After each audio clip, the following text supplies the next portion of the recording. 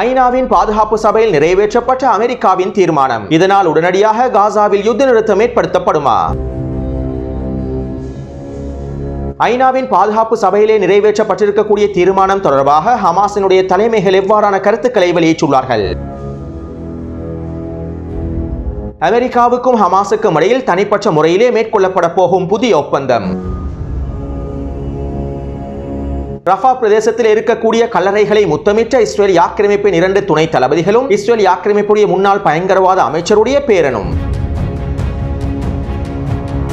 இனி இஸ்ரேலிய பணைய கைதிகளை மீட்பதற்கு வருகை தந்தால் இஸ்ரேலிய பணைய கைதிகளுக்கு இது தான் நடக்கும். இஸ்ரேலிய ஆக்கிரமிப்பின் மிக முக்கியமான ஹெர்மஸ் ட்ரோன்களுடன் விளையாடும் ஹிஸ்புல்லாஹ் இராணுவத்தினர். செங்கடல் பிரதேசத்திலிருந்து தப்பியோடிய அமெரிக்காவின் போர்க்கப்பல்கள்.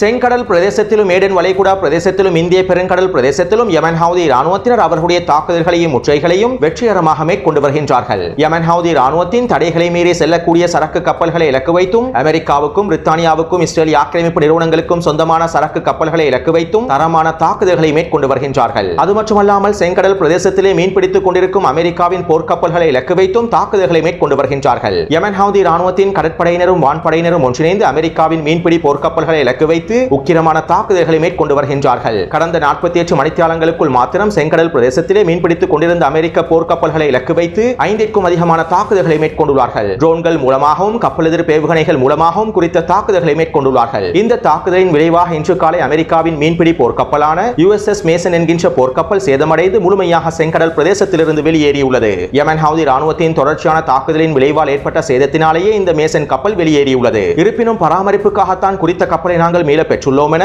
அமெரிக்க தரப்பினர் தெரிவித்துள்ளார்கள். யமன் ஹவுதி இராணுவத்தினரிடம் அடிவாங்கியதை வெளியே சொன்னால் வெட்கி தலை குனிய வேண்டும் என்பதனால் இவ்வாறு அமெரிக்க கடற்படையினர் சமாளிப்புகளையும் மேற்கொண்டு வருகின்றார்கள். கடந்த வாரம் இதே போன்றுதான் அமெரிக்க போர்க்கப்பலான ஐசன்ஹோவர் போர்க்கப்பலை இலக்கு வைத்து தரமான தாக்குதல்களை மேற்கொண்டிருந்தார்கள். இந்த தாக்குதலினால் சேதமடைந்த ஐசன் போர்க்கப்பல் ஜித்தா துறைமுகத்திற்கு மீன்பிடிக்க சென்றிருந்தது. அடுத்து யமன் ஹவுதி இராணுவத்தினர் இந்திய பெருங்கடல் பிரதேசத்தினூடாக சென்று கொண்டிருந்த இஸ்ரேலிய ஆக்கிரமிப்பு நிறுவனங்களுக்கு சொந்தமான சரக்கு கப்பல்களான நேர்மணி மற்றும் MSC கப்பல்களை இலக்கு வைத்தும் தாக்குதல்களை மேற்கொண்டுள்ளார்கள். இந்த தாக்குதலினால் குறித்த கப்பலானது முழுமையாக பின்வாங்கியுள்ளது. இதைத் தொடர்ந்து செங்கடல் பிரதேசத்திலே அமெரிக்காவின் போர்க்கப்பல்களுடன் மீன்பிடித்துக் கொண்டிருந்த பிரித்தானியாவுடைய போர்க்கப்பலான டயமண்ட் என்கின்ற போர்க்கப்பலை இலக்கு வைத்தும் ட்ரோன் தாக்குதல்களையும் கப்பல் எதிர்ப்பு ஏவுகணை தாக்குதல்களையும் மேற்கொண்டுள்ளார்கள். 3வது முறையாகவும் பிரித்தானியாவின் குறித்த போர்க்கப்பலானது யமன் ஹவுதி இராணுவத்தின் தாக்குதலினால் சேதமடைந்துள்ளது. இவ்வாறு சேதமடைந்த பிரித்தானியாவின் டயமண்ட் போர்க்கப்பல் இன்றைய தினம் செங்கடல் பிரதேசத்திலிருந்து வெளியேறி இருப்பதாகவும் செய்திகள் வெளியாகியுள்ளன. அடுத்து ஹிஸ்புல்லாஹ் இராணுவத்தினரும் ஆக்கிரமிக்கப்பட்ட வடக்கு இஸ்ரேலில் தரமான தாக்குதல்களை மேற்கொண்டு வருகின்றார்கள். மேலும் ஹிஸ்புல்லாஹ் இராணுவத்தினர் இஸ்ரேலிய ஆக்கிரமிப்பின் மிக முக்கியமான ட்ரோன்களில் ஒன்றான ஹெர்மஸ் ட்ரோன்களுடன் விளையாடி வருகின்றார்கள். இந்த யுத்தம் ஆரம்பிக்கப்பட்டதிலிருந்து ஹிஸ்புல்லாஹ் இராணுவத்தினர் 5 ஹெர்மஸ் 450 ட்ரோன்களை சுட்டு வீழ்த்தியுள்ளார்கள். அதேபோன்று 4 ஹெர்மஸ் 900 ட்ரோன்களையும் சுட்டு வீழ்த்தியுள்ளார்கள். இந்த ட்ரோன்கள் ஒவ்வொன்றும் 6 மில்லியன் அமெரிக்க டாலர்கள் தொடக்கம் 10 மில்லியன் அமெரிக்க டாலர்கள் வரையிலான பெறுமதி உடையதாகும். மேலும் இன்னும் இஸ்ரேலிய ஆக்கிரமிப்பிடம் 10க்கும் குறைவான ஹெர்மஸ் ட்ரோன்கள் தான் இருப்பதாகவும் சில ஊடகங்கள் செய்திகளை வெளியிட்டுள்ளன.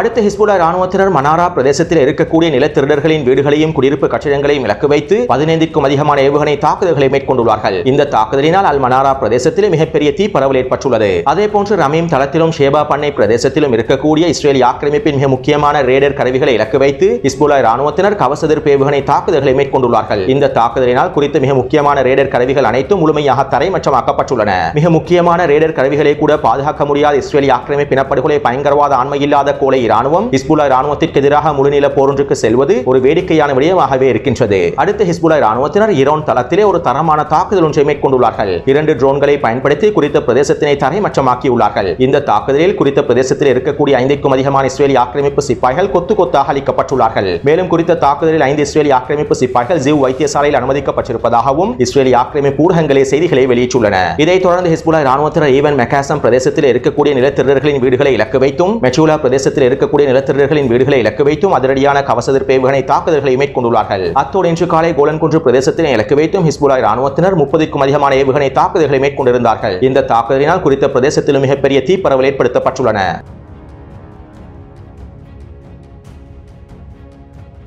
காசாவில் யுத்த நிறுத்தத்தினை ஏற்படுத்துவது தொடர்பாக அமெரிக்காவானது ஐநாவின் பாதுகாப்பு சபையிலே நேற்றைய தினம் ஒரு முன்மொழிவு ஒன்றை முன்வைத்திருந்தது. மேலும் அமெரிக்கா ஐநாவின் பாதுகாப்பு சபையில் முன்வைத்திருக்கக்கூடிய குறித்த முன்மொழிவு தொடர்பாக எந்தவிதமான தகவல்களும் நேற்றைய தினம் வெளியிடப்பட்டிருக்கவில்லை. இவை தொடர்பாக நான் நேற்றைய காணொலியிலும் தெளிவாக குறிப்பிட்டிருந்தேன். அத்தோடு ஐநாவின் பாதுகாப்பு சபையிலே அமெரிக்கா முன்வைத்திருக்கக்கூடிய குறித்த முன்மொழிவானது தற்காலிக யுத்த நிறுத்தத்தினை ஏற்படுத்துவதற்கான முன்மொழிவாகத்தான் இருக்கும் எனவும் சில ஆய்வாளர்கள் கருத்துக்களை வெளியிட்டிருந்தார்கள். இப்படியான நிலைமையில் அமெரிக்கா ஐநாவின் பாதுகாப்பு சபையிலே முன்வைத்திருக்கக்கூடிய குறித்த முன்மொழிவில் மிகப்பெரிய மாற்றங்கள் ஏற்படுத்தப்பட்டுள்ளன. இவ்வாறு பல மாற்றங்கள் ஏற்படுத்தப்பட்ட குறித்த முன்மொழிவானது ஐநாவின் பாதுகாப்பு சபையிலே முன்வைக்கப்பட்டு தற்போது அதிக வாக்குகளினால் நிறைவேற்றப்பட்டுள்ளது. கடந்த காலங்களில் காசாவிலே நிரந்தர யுத்த நிறுத்தத்தினை ஏற்படுத்துவதற்காக அல்ஜீரிய நாடானது பல்வேறுபட்ட முயற்சிகளை மேற்கொண்டிருந்தது. காசாவில் நிரந்தர யுத்த நிறுத்தம் ஏற்படுத்தப்பட வேண்டும் என்றும் இஸ்ரேலிய ஆக்கிரமிப்பு காசாவிலிருந்து முழுமையாக வெளியேற வேண்டும் என்றும் ஐநாவின் பாதுகாப்பு சபையிலே அல்ஜீரிய நாடானது பல முன்மொழிவுகளை முன்வைத்து முயற்சிகளை மேற்கொண்டிருந்தது. அது மட்டுமல்லாமல் கடந்த காலங்களில் அமெரிக்கா காசாவிலே தற்காலிக யுத்த நிறுத்தம் ஒன்றினை ஏற்படுத்துவதற்கான முன்மொழிவுகளை ஐநாவின் பாதுகாப்பு சபையில் முன்வைக்கப்பட்டிருக்கக்கூடிய வேளையில் ரஷ்யாவோடும் சீனாவோடும் கலந்துரையாடல்களை மேற்கொண்டு குறித்த முன்மொழிவினை முழுமையாக வீட்டோ செய்வதற்கான எல்லாவிதமான வேலை திட்டங்களையும் அல்ஜீரிய நாடானது வெற்றிகரமாக மேற்கொண்டிருந்தது. தற்போது அமெரிக்காவினால் ஐநாவின் பாதுகாப்பு சபையிலே முன்வைக்கப்பட்டிருக்கக்கூடிய குறித்த முன்மொழிவுக்கு அல்ஜீரிய நாடானது ஆதரவாக வாக்களித்துள்ளது.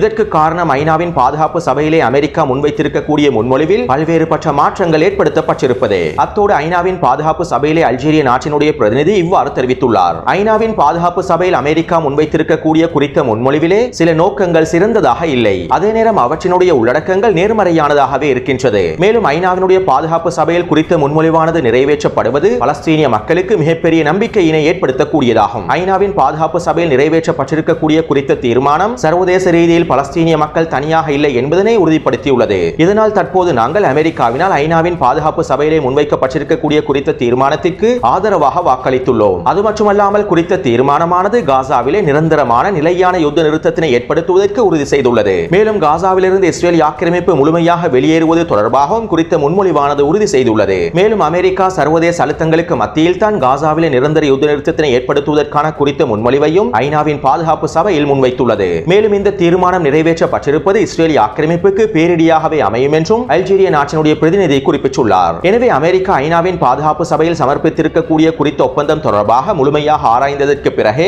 அல்ஜீரிய நாடும் ஏனைய நாடுகளும் வாக்களித்துள்ளார்கள். மேலும் குறித்த தீர்மானத்தின் மூலம் காசாவிலே நிலையான நிரந்தர யுத்த நிறுத்தம் ஏற்படுத்தப்படுகின்றது என்பதனையும் காசாவிலிருந்து இஸ்ரேல் ஆக்கிரமிப்பு முழுமையாக வெளியேறுகின்றது என்பதனையும் ஹமாஸினுடைய ஏனைய நிபந்தனைகளையும் உறுதிப்படுத்துகின்றது. அத்தோடு ஐநாவின் பாதுகாப்பு சபையிலே முன்வைக்கப்பட்டிருக்கக்கூடிய இந்த தீர்மானத்திற்கு 14 நாடுகள் ஆதரவாக வாக்களித்துள்ளார்கள். மேலும் ரஷ்யா குறித்த வாக்கெடுப்பிலே கலந்து கொள்ளவில்லை. எனவே தற்போது காசாவில் நிரந்தர யுத்த நிறுத்தத்தினை ஏற்படுத்துவதற்கான தீர்மானம் ஐநாவின் பாதுகாப்பு சபையிலே நிறைவேற்றப்பட்டுவிட்டது. இதைத் தொடர்ந்து ஹமாஸின் பிரதிநிதிகளில் ஒருவரான அப்துல் அஹமத் ஹாதி அவர்கள் இவ்வாறு தெரிவித்துள்ளார். ஐநாவின் பாதுகாப்பு சபையில் நிறைவேற்றப்பட்டிருக்கக்கூடிய குறித்த தீர்மானத்தினை நாங்கள் வரவேற்கின்றோம். மேலும் இந்த தீர்மானத்திலே காசாவில் நிரந்தர யுத்த நிறுத்தம் உறுதிப்படுத்தப்பட்டுள்ளது. அத்தோடு இந்த தீர்மானம் பலஸ்தீனிய மக்களுடைய உறுதி மற்றும் அவர்களுடைய எதிர்ப்பின் உறுதிப்பாட்டினாலேயே ஏற்படுத்தப்பட்டுள்ளது என்பதனையும் நம்புகின்றோம் என அவர் தெரிவித்துள்ளார். அதேபோன்று ஹமாஸ் தரப்பினர் உத்தியோகபூர்வமாக ஒரு அறிக்கை ஒன்றையும் வெளியிட்டுள்ளார்கள். ஐநாவின் பாதுகாப்பு சபையில் நிறைவேற்றப்பட்டிருக்கக்கூடிய குறித்த தீர்மானத்தினை ஹமாஸ் வரவேற்கின்றது. காசாவில் நிரந்தர போர் நிறுத்தம், காசாவிலிருந்து இஸ்ரேல் ஆக்கிரமிப்பு முழுமையாக வெளியேறுதல், பணைய கைதிகளுடைய பரிமாற்றம், இடம்பெயர்ந்தவர்கள் மீண்டும் அவர்களுடைய வீடுகளுக்கு திரும்புதல் மற்றும் காசாவினுடைய ஒட்டுமொத்த புனரமைப்பு என்பன ஐநாவின் குறித்த தீர்மானத்திலே உறுதி செய்யப்பட்டுள்ளது. அத்தோடு எங்களுடைய மக்களின் கோரிக்கைகளுக்கும் எதிர்ப்பினுடைய நிபந்தனைகளுக்கும் இணங்குகின்ற இந்த தீர்மானத்தினை நடைமுறைப்படுத்துவதற்கும் மறைமுகமான பேச்சுவார்த்தைகளை மேற்கொண்டு மத்தியஸ்தர்களுக்கு எல்லாவிதமான ஒத்துழைப்புகளையும் வழங்குவதற்கு நாங்கள் தயாராகவே இருக்கின்றோம் என்பதனை உறுதி செய்து கொள்கின்றோம். மேலும் ஹமாஸ் தேசிய உரிமையினை அடைந்து கொள்வதற்கான எல்லாவிதமான போராட்டங்களையும் முயற்சிகளையும் மேற்கொள்ளும். அவற்றிலே முதன்மையானது ஆக்கிரமிப்பு முழுமையாக வெளியேறுதலும், முழுமையான இறையாண்மையை பெற்றுக் கொள்வதும், அல் குதுஸை தலைநகராக கொண்ட ஒரு சுதந்திர பலஸ்தீனிய அரசை நிறுவுவதும் உள்ளடங்குகின்றன. மேலும் இவற்றிற்காக ஹமாஸ் தொடர்ச்சியான போராட்டங்களையும் முயற்சிகளையும் மேற்கொள்ளும் என்றும் குறித்த அறிக்கையிலே ஹமாஸ் தரப்பினர் குறிப்பிட்டுள்ளார்கள். அத்தோடு ஐநாவின் பாதுகாப்பு சபையில் நிறைவேற்றப்பட்டிருக்கக்கூடிய குறித்த தீர்மானத்தில் 3 கட்டங்கள் இருப்பதாக அல் ஜசீரா ஊடகம் சுட்டிக்காட்டியுள்ளது. இந்த முதலாவது கட்டத்தில் இஸ்ரேல் ஆக்கிரமிப்பு முழுமையாக காசாவிலிருந்து வெளியேறிவிடும். அத்தோடு ஹமாஸிடம் இருக்கக்கூடிய பெண்கள், குழந்தைகள் மற்றும் நோய்வாய்ப்பற்ற பணைய கைதிகள் பரிமாற்றம் செய்யப்படுவார்கள். அதேபோன்று இஸ்ரேல் ஆக்கிரமிப்பு சிறைகளில் இருக்கக்கூடிய பலஸ்தீனிய பணைய கைதிகளும் விடுதலை செய்யப்படுவார்கள். இரண்டாவது கட்டத்தில் காசாவிலே நிரந்தர யுத்த நிறுத்தம் ஏற்படுத்தப்படும். இவ்வாறு நிரந்தர யுத்த நிறுத்தம் உறுதி செய்யப்பட்டதற்கு பிறகு ஹமாஸிடம் இருக்கக்கூடிய ஏனைய மிக முக்கியமான அதிகாரிகளும் சிப்பாய்களும் விடுதலை செய்யப்படுவார்கள். அதேபோன்று இஸ்ரேல் ஆக்கிரமிப்பு சிறைகளிலே இருக்கக்கூடிய பலஸ்தீனிய போராளிகளும் பலஸ்தீனிய தலைமைகளும் ஆயுள் தண்டனை கைதிகளும் விடுதலை செய்யப்படுவார்கள். அதேபோன்று ஒரு இஸ்ரேலிய பணைய கைதிக்கு எத்தனை பலஸ்தீனிய கைதிகள் விடுதலை செய்யப்பட வேண்டும் என்பதனையும் ஹமாஸ் தரப்பினரே தீர்மானிப்பார்கள். மத்தியஸ்தர்களுடன் கலந்துரையாடல் செயற்பாடுகள் மேற்கொள்ளப்பட்டு இந்த முடிவுகள் எடுக்கப்படும். அடுத்த 3வது கட்டத்தில் காசாவினை முழுமையாக புனரமைப்பது தொடர்பான வேலை திட்டங்கள் ஆரம்பிக்கப்படும். பலஸ்தீனிய மக்களுடைய வீடுகளையும் கட்டிடங்களையும் புனரமைப்பது தொடர்பான அனைத்து விதமான வேலை திட்டங்களும் ஆரம்பிக்கப்படும். இவ்வாறு தான் காசாவிலே 3 கட்டங்களாக நிரந்தர யுத்த நிறுத்தம் ஏற்படுத்தப்படும் என்றும் ஐநாவின் பாதுகாப்பு சபையிலே நிறைவேற்றப்பட்டிருக்கக்கூடிய குறித்த தீர்மானத்தில் குறிப்பிடப்பட்டிருப்பதாக அல் ஜசீரா ஊடகம் உறுதி செய்துள்ளது. எனவே தற்போது ஹமாஸ் தரப்பினர் ஐநாவின் பாதுகாப்பு சபையினுடைய குறித்த தீர்மானத்தை வரவேற்றுள்ளார்கள். மேலும் அடுத்த கட்ட நடவடிக்கைகளை மத்தியஸ்தர்களுடன் இணைந்து செயற்படுவதற்கும் தயாராக இருப்பதாகவும் உறுதி செய்துள்ளார்கள். அதேபோன்று ஐநாவின் பாதுகாப்பு சபையிலே நிறைவேற்றப்பட்டிருக்கக்கூடிய குறித்த தீர்மானத்திற்கு இஸ்ரேல் ஆக்கிரமிப்பு முழுமையாக உடன்படுவதற்கான உத்தரவாதத்தினை அமெரிக்க தரப்பினர் வழங்குவதாகவும் தெரிவித்துள்ளார்கள். அத்தோடு ஐநாவின் பாதுகாப்பு சபையில் நிறைவேற்றப்பட்டிருக்கக்கூடிய குறித்த தீர்மானத்திற்கு இஸ்ரேல் ஆக்கிரமிப்பு முழுமையாக ஒப்புக்கொள்ள வேண்டும் என அமெரிக்க தரப்பினர் கட்டாயப்படுத்துவது ஒரு மிகப்பெரிய சவாலாக அமைந்திருப்பதாக இஸ்ரேல் ஆக்கிரமிப்பு ஊடகங்கள் செய்திகளை வெளியிட்டுள்ளன.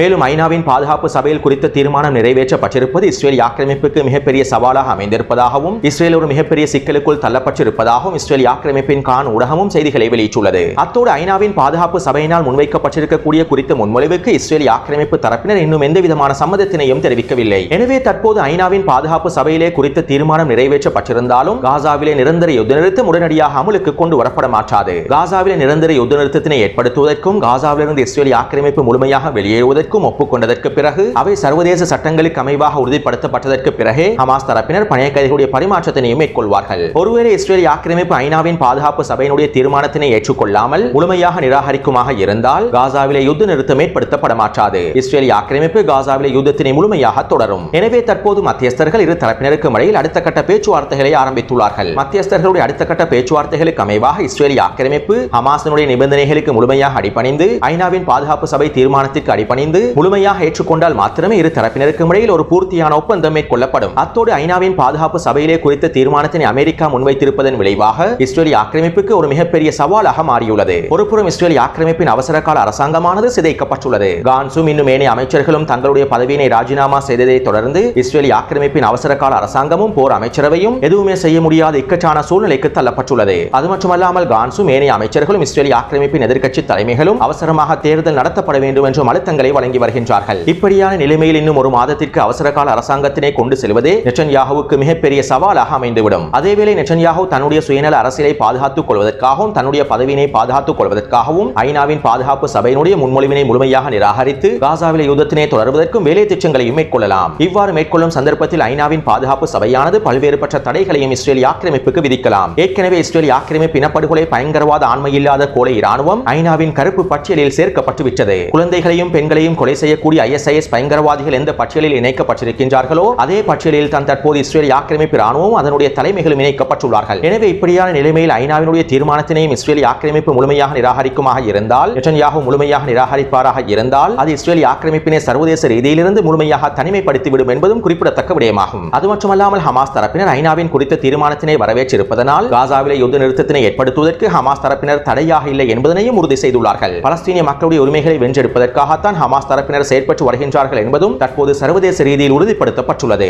அத்தோடு இன்று மாலை ஹமாஸினுடைய மூத்த தலைவர்களில் ஒருவரான ஒசாமா ஹம்தான் அவர்களும் ஒரு முக்கியமான ஊடக சந்திப்பொன்றை நிகழ்த்தி சில கருத்துக்களை வெளியிட்டுள்ளார். ஐநாவின் பாதுகாப்பு சபையில் நிறைவேற்றப்பட்டிருக்கக்கூடிய குறித்த தீர்மானத்தில் சில குறைபாடுகள் இருந்த போதிலும் இந்த தீர்மானம் காசாவிலே நிரந்தர யுத்த நிறுத்தத்தினையும் காசாவிலிருந்து இஸ்ரேல் ஆக்கிரமிப்பு முழுமையாக வெளியேறுவதையும் உறுதி செய்துள்ளது. அத்தோடு ஐநாவின் பாதுகாப்பு சபையினுடைய குறித்த தீர்மானத்தினை இஸ்ரேல் ஆக்கிரமிப்பு முழுமையாக ஒப்புக்கொள்ளும் வரை காசாவின் யுத்த களத்தில் இந்த தீர்மானம் நடைமுறைக்கு கொண்டு வரப்பட மாட்டாது. மேலும் இந்த தீர்மானத்தில் நாங்கள் ஏற்றுக்கொள்ளாத சில புள்ளிகளும் உள்ளன. ஆனால் இந்த புள்ளிகளுடைய அம்சங்கள் நேர்மறையானவையாகவே காணப்படுகின்றது. அத்தோடு ஆண்டனி பிளிங்கன் நெட்டன்யாஹுவின் விருப்பப்படியே எல்லா விதமான வேலை திட்டங்களையும் முன்னெடுத்து வருகின்றார். அது மட்டுமல்லாமல் உடன்படிக்கைகளை மேற்கொள்வதற்கும் ஆண்டனி பிளிங்கன் தடையாக இருக்கின்றார். நெட்டன்யாஹுவின் சுயநல அரசியலை பாதுகாப்பதற்காக ஆண்டனி பிளிங்கன் எல்லா விதமான வேலை திட்டங்களையும் முன்னெடுத்து வருகின்றார். அதேபோன்று ஹமாஸின் நிலைப்பாட்டினை மாற்றுவதற்கு மத்தியஸ்தர்களுக்கு வழங்கப்படுகின்ற அழுத்தத்தினால் எந்தவிதமான மாற்றங்களும் ஏற்படுத்தப்பட போவதில்லை என்றும் ஒசாமா ஹம்தான் அவர்கள் தெரிவித்துள்ளார். நேற்றிரவு ஆண்டனி பிளிங்கன் இஸ்ரேல் ஆக்கிரமிப்புக்கு விஜயம் செய்து நெட்டன்யாஹுவுக்கு ஆதரவான கருத்துக்களையும் வெளியிட்டு ஹமாஸிற்கு அழுத்தங்களை வழங்கக்கூடிய கருத்துக்களையும் வெளியிட்டிருந்தார். மேலும் ஒசாமா ஹம்தான் அவருடைய கருத்துக்களில் இருந்து அமெரிக்காவுடைய வெளியுறவுத்துறை அமைச்சர் ஆண்டனி பிளிங்கன் இந்த ஒப்பந்தங்களை மேற்கொள்வதில் மிகப்பெரிய தடையாக இருக்கின்றார் என்பதனையும் எங்களுக்கு தெளிவாக புரிந்து கொள்ளலாம்.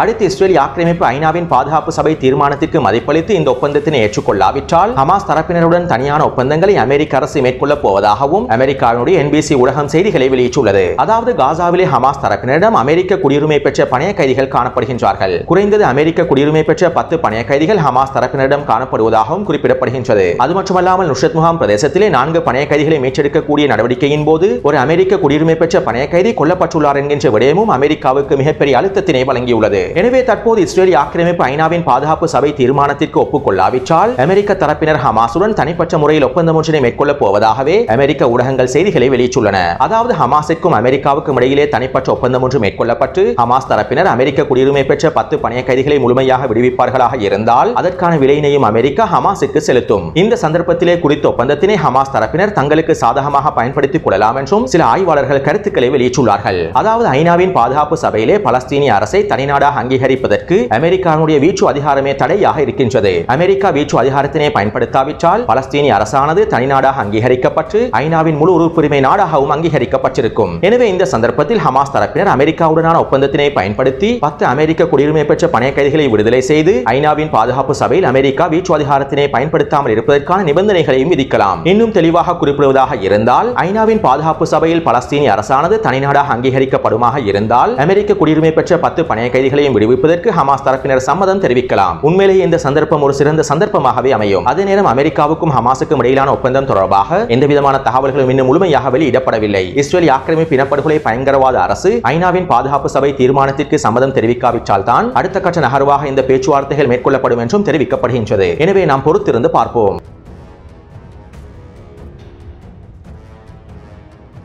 காசாவிலே இஸ்ரேலிய பணைய கைதிகள் தடுத்து வைக்கப்பட்டிருக்கக்கூடிய இடங்களில் இஸ்ரேல் ஆக்கிரமிப்பு சிப்பாய்கள் இராணுவ நடவடிக்கைகளை மேற்கொண்டால் அல்லது இஸ்ரேல் ஆக்கிரமிப்பு படைகள் அவர்களை மீட்பதற்கு வருகை தந்தால் அல்லது இஸ்ரேலிய பணைய கைதிகள் இருக்கும் இடத்தினை நெருங்கினால் உடனடியாக இஸ்ரேலிய பணைய கைதிகளை துப்பாக்கியால் சுட்டு கொலை செய்து விடுமாறு ஹமாஸ் தரப்பினர் போராளிகளுக்கு உத்தரவிட்டிருப்பதாக அமெரிக்காவுடைய நியூயார்க் டைம்ஸ் ஊடகமானது செய்திகளை வெளியிட்டுள்ளது. மேலும் இதற்கு பிறகு ஹமாஸ் தரப்பினர் பணைய கைதிகளுடைய விடயத்தில் மிகவும் கடுமையாக நடந்து கொள்வார்கள் என்றும் அவர்கள் சுரங்கவழி பாதைகளுக்குள் முழுமையாக அடைக்கப்படுவார்கள் என்றும் குறித்த ஊடகமானது சுட்டிக்காட்டியுள்ளது. அதேபோன்று இஸ்ரேல் ஆக்கிரமிப்பு முன்னாள் தளபதி ஒருவர் இவ்வாறு தெரிவித்துள்ளார். இஸ்ரேலிய இராணுவம் 4 பணைய கைதிகளை உயிருடன் மீட்டு ஏனைய பணைய கைதிகளை ஆபத்தில் ஆழ்த்திவிட்டது. தற்போது ஹமாஸ் தரப்பினர் அவர்களுடைய திட்டங்கள் அனைத்தையும் மாற்றம் செய்திருப்பார்கள். பணைய கைதிகளுடைய விடயத்தில் எல்லா விதமான மாற்றங்களையும் ஏற்படுத்தி இருப்பார்கள். இதனால் பணைய கைதிகளுடைய உயிருக்கே ஆபத்து ஏற்பட்டுவிடும். எனவே அவசரமாக ஹமாசுடன் ஒப்பந்தங்களை மேற்கொண்டு அவர்களை உயிருடன் மீட்டெடுக்க வேண்டும் என்றும் குறித்த முன்னாள் தளபதி இஸ்ரேலிய ஆக்கிரமிப்பு ஊடகங்களிடம் தெரிவித்துள்ளார். அடுத்து வடக்கு காசாவின் ஜெய்தூன் கிழக்கு பிரதேசத்திலும் மத்திய காசாவின் தேர் அல் பலா கிழக்கு மற்றும் புரூஜி கிழக்கு பிரதேசத்திலும் இஸ்ரேலிய ஆக்கிரமிப்பு சிப்பாய்கள் பின்வாங்கி இருப்பதாக கள நிலவரங்கள்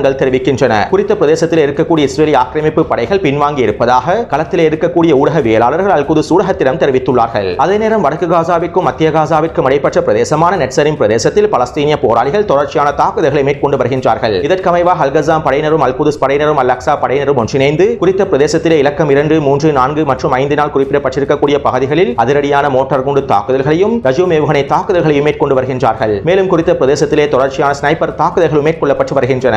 ஹவாவின் தெற்கு பிரதேசத்திலே அல் கஸாம் படையினர் ஸ்னைப்பர் தாக்குதல் மூலமாக 2 சிப்பாய்களை அளித்துள்ளார்கள். அதேபோன்று அல் அக்ஸா படையினர் இலக்கம் 4 நாள் குறிப்பிடப்பட்டிருக்கக்கூடிய பிரதேசத்தில் ஒரு இஸ்ரேலிய சிப்பாயை ஸ்னைப்பர் தாக்குதல் மூலமாக அளித்துள்ளார்கள். அடுத்து ரஃபா பிரதேசத்திலே பலஸ்தீனிய போராளிகள் தொடர்ச்சியான தாக்குதல்களை மேற்கொண்டு வருகின்றார்கள். ரஃபாவின் தெற்கு பிரதேசங்களிலே நிலை கொண்டிருக்கக்கூடிய இஸ்ரேலிய ஆக்கிரமிப்பு சிப்பாய்களின் ஆன்மாக்களை தொடர்ச்சியாக வேட்டையாடி வருகின்றார்கள். இதற்கமைவாக அல் கஸாம் படையினர் ஷொபூரா பிரதேசத்திலே ஒரு கட்டிடத்தில் ஒரு தரமான பொறியொன்றினை வைத்துள்ளார்கள். மேலும் குறித்த பிரதேசத்தினூடாக வருகை தந்த 12க்கும் அதிகமான இஸ்ரேலிய ஆக்கிரமிப்பு சிப்பாய்களை குறித்த கட்டிடத்தை நோக்கி நகர்த்தியுள்ளார்கள். இந்த சந்தர்ப்பத்தில் கட்டிடத்திற்குள்ளே பதுங்கிய இஸ்ரேலிய ஆக்கிரமிப்பு சிப்பாய்களை இலக்கு வைத்து டிபிஜி ஏவுகணை தாக்குதல்களை மேற்கொண்டுள்ளார்கள். இதன்போது குறித்த கட்டிடத்திற்குள்ளே வைக்கப்பட்டிருந்த பொறியும் வெடித்து சிதறியுள்ளது. இதனால் 12க்கும் அதிகமான இஸ்ரேலிய ஆக்கிரமிப்பு சிப்பாய்கள் கொத்து கொத்தாக வேட்டையாடப்பட்டுள்ளார்கள். அதே நேரம் குறித்த தாக்குதல் தொடர்பாக இஸ்ரேலிய ஆக்கிரமிப்பு ராணுவமும் இஸ்ரேலிய ஆக்கிரமிப்பு ஊடகங்களும் சில தகவல்களை வெளியிட்டுள்ளன. ரஃபாவின் ஷொபூரா கட்டிடம் ஒன்றில் நடைபெற்ற இந்த தாக்குதலில் 4 இஸ்ரேலிய சிப்பாய்கள் படுகொலை செய்யப்பட்டிருப்பதாகவும் அதில் 2 பேர் துணை தளபதிகள் என்றும் இன்னும் ஒருவர் இஸ்ரேலிய ஆக்கிரமிப்பின் முன்னாள் அமைச்சர் ஒருவரின் பேரன் என்றும் இஸ்ரேலிய ஆக்கிரமிப்பு ஊடகங்கள் செய்திகளை வெளியிட்டுள்ளன. மேலும் குறித்த தாக்குதலில் 7 இஸ்ரேலிய ஆக்கிரமிப்பு சிப்பாய்கள் படுகாயமடைந்து வைத்தியசாலைகளில் அனுமதிக்கப்பட்டிருப்பதாகவும் குறிப்பிடப்படுகின்றது. அத்தோடு இந்த தாக்குதலை தொடர்ந்து அல் கஸாம் படையினர் ஷபூரா பிரதேசத்திலே 2 மெர்காவா போர்த்தாங்கி வாகனங்களையும் அளித்துள்ளார்கள். அதனோடு வந்த இஸ்ரேலிய ஆக்கிரமிப்பு சிப்பாய்களையும் கொத்து கொத்தாக வேட்டையாடியுள்ளார்கள். அதேபோன்று அல் கஸாம் படையினர் யப்னா தெற்கு பிரதேசத்தில் 2 மெர்காவா போர்த்தாங்கி வாகனங்களையும் தாலல் சுல்தான் பிரதேசத்தில் ஒரு மெர்காவா போர்த்தாங்கி வாகனத்தையும் அளித்துள்ளார்கள். மேலும் குறித்த பிரதேசத்தில் தொடர்ச்சியான மோட்டார் குண்டு தாக்குதல்களையும் மேற்கொண்டுள்ளார்கள். அதேபோன்று அல் அக்ஸா படையினர் அல் அவுதா பள்ளிவாயிலுக்கு அருகாமையில் முகாமில் ஸ்னைப்பர் தாக்குதல் மூலமாக 2 இஸ்ரேலிய ஆக்கிரமிப்பு சிப்பாய்களை அளித்துள்ளார்கள். மேலும் குறித்த பிரதேசத்தில் நஸ்ஸல் வெடிகுண்டை களமிறக்கி 2 மெர்காவா போர்த்தாங்கி வாகனங்களை அளித்துள்ளார்கள். அதேபோன்று ஷபூரா பிரதேசத்தில் RPG ஏவுகணையினை பயன்படுத்தி ஒரு மெர்காவா போர்த்தாங்கி வாகனத்தையும் ஒரு புல்டோசர் வண்டியையும் அளித்துள்ளார்கள். அடுத்து அல்-குதுஸ் படையினர் அல் ஷவுகா பிரதேசத்திலே ஸ்னைப்பர் தாக்குதல் மூலமாக ஒரு இஸ்ரேலிய ஆக்கிரமிப்பு சிப்பாயை அளித்துள்ளார்கள். மேலும் குறித்த பிரதேசத்தில் ஷவாஸ் வெடிகுண்டை பயன்படுத்தி ஒரு மெர்காவா போர்த்தாங்கி வாகனத்தையும் அளித்துள்ளார்கள். எனவே ஒட்டுமொத்தமாக நேற்று மாலை 6 மணியிலிருந்து இன்று மாலை 6 மணி வரையில் கிடைக்கப்பெற்ற தகவல்களுக்கு அமைவாக 9 மெர்காவா போர்த்தாங்கி வாகனங்களும் ஒரு புல்டோசர் வண்டியும் அளிக்கப்பட்டுள்ளன. மேலும் 25க்கும் அதிகமான இஸ்ரேலிய ஆக்கிரமிப்பு சிப்பாய்கள் அளிக்கப்பட்டுள்ளார்கள். 20க்கும் அதிகமான இஸ்ரேலிய ஆக்கிரமிப்பு சிப்பாய்கள் படுகாயமடைந்து வைத்தியசாலைகளில் அனுமதிக்கப்பட்டுள்ளார்கள். எனவே இந்த காணொலி தொடர்பான கருத்துக்களை பதிவிடுங்கள். தொடர்ந்தும் என்னுடன் இணைந்திருங்கள். நன்றி, வணக்கம்.